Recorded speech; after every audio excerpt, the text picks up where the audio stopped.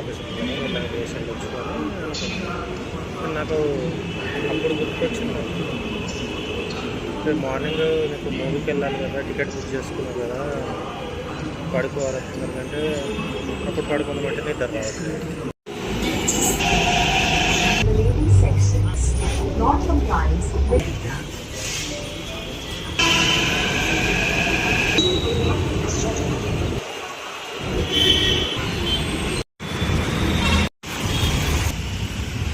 వచ్చేసి 8 గంటలకు షో ఉంది. మరి 8 గంటలకే మూవీ స్టార్ట్ చేస్తాడా లేకపోతే లేట్ అవుతుందా తెలీదు. టైం ఏమో ఇప్పుడు 7:44 ఏమవుతుంది.